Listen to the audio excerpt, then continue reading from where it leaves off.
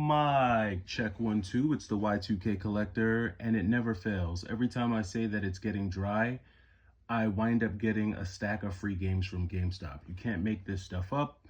But I actually walked into a GameStop to make a bunch of returns on some games that just wound up not working. They were defective, different things.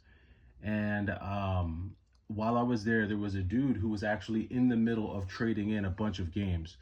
So I pretty much just stayed there. Well, I had to wait because I was next in line. And GameStop wound up not taking about 10 or 12 of the games that he was trying to trade in. So I just took the ones that I wanted and just went from there.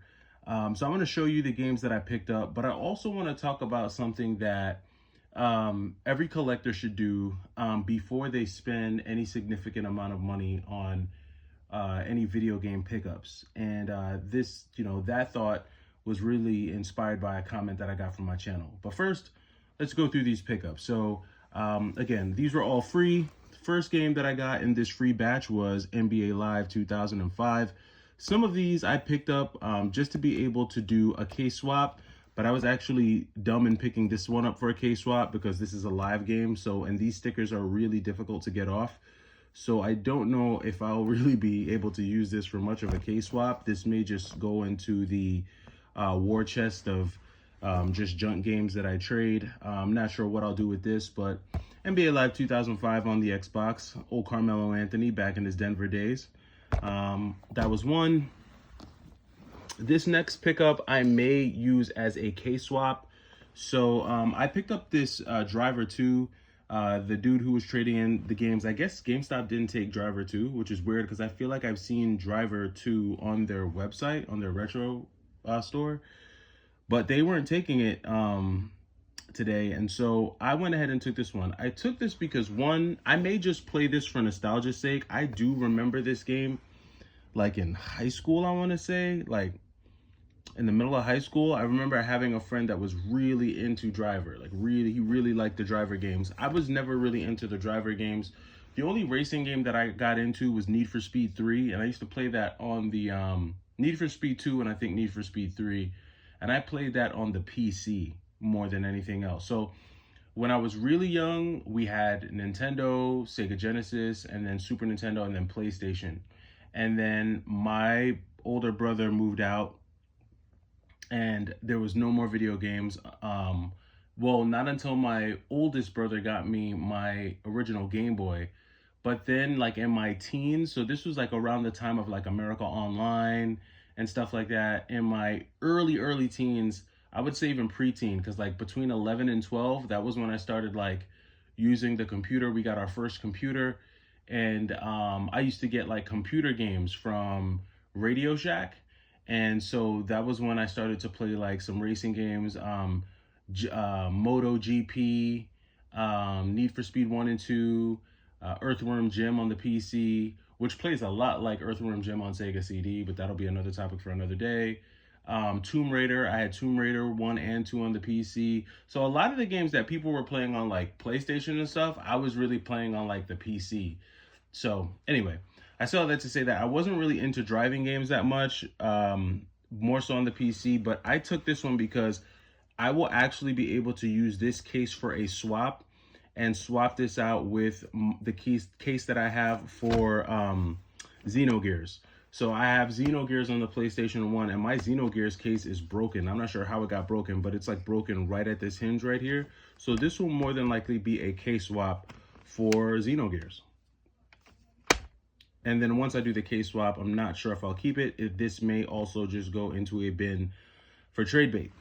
All right, this next game, I was really surprised that GameStop did not take it. And this is the one that I wish the dude had the case for, but he didn't. And this is Star Gladiator. Now, I already have a copy of Star Gladiator. As a matter of fact, I have the Fighting Edge version of Star Gladiator. And I think that's what this is, because the regular version of Star Gladiator, I'm pretty sure the disc is like purple. If I'm wrong, you guys can let me know down in the comments. But yeah, so he brought in this copy of Star Gladiator. Star Gladiator Complete is a decently priced game. It's like a $50 game. The Fighter's Edge version, I feel like is more than the standard version. But my only concern is that this disc, you probably won't be able to see it with the camera there, but this disc is pretty scratched, so I'm gonna have to test the disc out to see if it works. But if it does, I mean, Star Gladiator is still like 30 bucks loose disc, so I figured this too would make for a decent trade bait.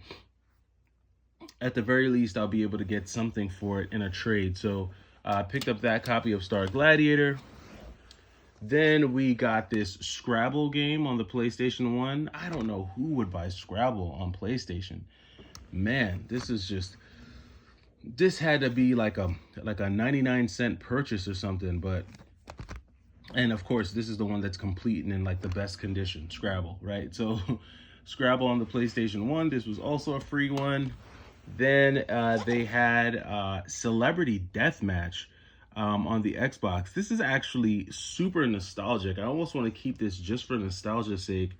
I mean, how many people remember Celebrity Deathmatch back in the day? This was just like the one that stood out to me the most was Keanu Reeves versus, who was it? I can't remember. It was Keanu Reeves versus somebody. This is back in the day, like when Keanu Reeves was in like movies like Speed and stuff like that. I can't remember who they had him face. If you guys can remember that episode, let me know. But yeah, this one is complete, so which was pretty cool to see this one there on the Xbox. And the disc, I think, on this one is in pretty good condition. So this was another freebie that we got. And the last one, which is so ironic because I literally just watched this like over the weekend, I feel like, or like last night, Fight Club. Fight Club, first of all, classic movie. I mean, if you've never seen Fight Club, you gotta see that thing. Like, it's a really, really good movie. Super classic, super iconic, and just nostalgic. I don't know if that was the best of Edward Norton in that movie, but really good movie nonetheless. But yeah, they had Fight Club. And unfortunately, Fight Club is not complete. This is not an expensive game by any means at all. This is a very inexpensive game for sure. I can't tell if this is just a straight up fighting game or if there's an adventure aspect to it. I'm not sure. I'll have to like get this one going and see what it's about. But overall, I mean, for free, I'm never gonna be mad at free games. I at the very least, got a couple really great PlayStation 1 cases that I can use for case swaps, so that's great.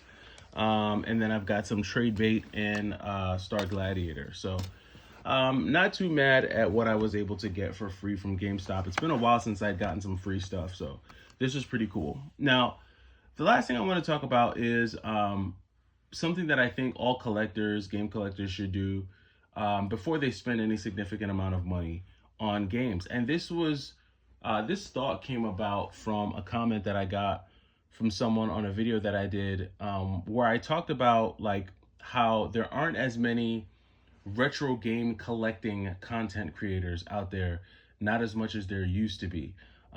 There's always been resellers, reselling channels and stuff like that. You still have some collectors out there that kind of talk about their games and the collections and the games that they're playing. But there was one game collector / reseller, I guess you could classify him as, who was like, this guy was like a rising star. I mean, this guy, he blew up really fast, I feel like. And his videos, he did an amazing job editing his videos. A lot of you probably know about him. But that's Cody with a K. And someone mentioned Cody with a K under one of my videos. And I guess they were referring to him as an example of someone who no longer makes YouTube content. And it's funny because I went back and I watched like one of his last videos because I was thinking like, yo, what happened to Cody with a K? He just kind of like fell off the map. But I do remember right before he did his last $10,000 game collection, I remember him mentioning something about like paying taxes, and that was why he had to sell off the first $10,000 collection that he had because he ran into trouble with his taxes. And so he needed to pay bills, and because he had to pay bills, he wound up having to sell off all the games that he wound up collecting and stuff like that. And, I just feel like that serves as a good example to say, before you start collecting, before you start, reselling, before you start doing any of that stuff, you got to make sure that your overall necessities are taken care of. You got to make sure that you're handling your business just on a personal level, right? Like forget YouTube, forget like collector clout, forget like any of that stuff. You got to make sure that your ducks are in a row financially before you even think about starting to spend any money on video games. Because if you can't put food on your table, if you can't keep a roof over your head, if you can't, sustain yourself, and if you're not able to make sound financial choices, it doesn't matter how many games you have in your collection. Honestly, it means absolutely nothing. Getting on YouTube and showing your collection off to a bunch of people who don't know you, who don't really care but much about what you have to say outside of just looking at the value of the games you have. A lot of that stuff like is really meaningless at the end of the day if once you shut that camera off, your life isn't in order. And I'm not saying Cody with the K's life isn't in order. I don't know what's going on with that dude's life. Who knows? For all we know, he could be living in a everlap of luxury. Who knows? But my point is just based on what he said, I think in one of his videos with regards to paying bills and taxes, and then just seeing his abrupt drop off of YouTube, clearly he's spending his time doing something else. He's not, if he was still, finding all these amazing girls and stuff, I want to say that he'd probably showcase it in a video, but maybe life is just kind of taking him away, and he's gotten preoccupied and busy doing other stuff, and YouTube just isn't doing it for him. And some people might look at him and his YouTube success and say, dude, why would a guy just stop doing YouTube like that? The dude out of nowhere grew to over 10,000 subscribers. I think he had 11,000 subscribers. Almost every video was doing 15, 20, 30K in views, tons of engagement. He was definitely, I think that there were a lot of people on YouTube who admired his work, and not only admired his work, but modeled their editing styles after his once they saw some of his work. So he definitely, burned a fast and bright light. But like I said, things happen, and reselling is no joke. It's no joke. Trying to resell, doing it full time, or doing it at the level of like a Phoenix and a Chase, and having like a full-time job and dealing with regular life things, that's very difficult to do. And sometimes even the best folks can't do it. And I'm not a huge fan of price gouging at all. But I've said it in the past and I'll say it again. If there's anything that Chase After the Right Price and Phoenix Resale and even Retro Rick, if there's anything that those guys have learned how to do, they've learned how to sustain themselves from reselling. They've built businesses off of reselling, and they were able to capitalize at a really good time. I feel like the biggest reason why those guys are able to stay in business right now is because they were able to capitalize right at the right time. They peaked right during COVID, and they made the right choices for the future, knowing that the highs would not stay as high as they were for that long. And they kind of carved out their own niches. Now you could dislike them, you could hate them, you could say they're scumbags, they're this, that, and the third, all that jazz, right? All that. I'll leave that up to everyone else to say. The one thing that I can say is that they've clearly figured out the formula to be able to live off of doing that reselling stuff, even if it's through a combination of selling games, YouTube ad revenue, affiliate links. It's a combo effect, right? It's a combo of things. They're not just making videos and living off of AdSense. That will never be enough. And even as big as Cody was, and even with all the views he was getting, that's not enough to really do anything in life. You know what I mean?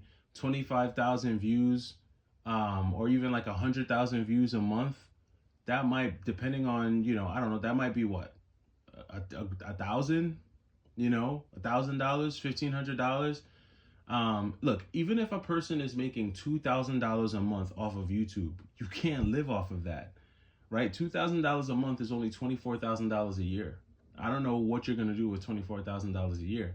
And trust me, it takes a lot of work to make $2,000 a month in the retro gaming or video game space when it comes to making video game content. Because from what I understand, you make the most money on YouTube when you talk about financial things. So the people who make the most money on YouTube are talking about stocks, bonds, investments, real estate, anything financial. Financial YouTubers make the most money. That I know.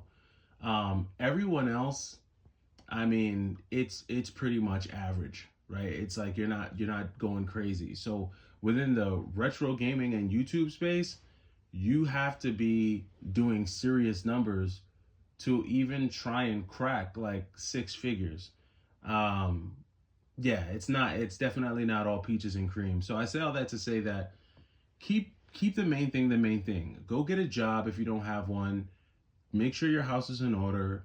Take care of your finances, and as long as all of that stuff is good, then you should be okay, right? Then you can kind of create a little budget for yourself to go out and get some games and do what you got to do. But again, I only say this because someone on one of the commenters on one of my videos brought Cody up, and it just reminded me like, oh yeah, Cody, like that dude, I don't see him anymore. So um, he probably doesn't watch me or watch my content, but if he does and you happen to see this, Cody, we'd love a new video from you, man, because your videos are definitely pretty dope. But that does it for me. Let me know what you think down in the comments. What do you think about some of these freebies I got from GameStop? And yeah, I'll catch you in the next video. It's the Y2K Collector. Take it easy.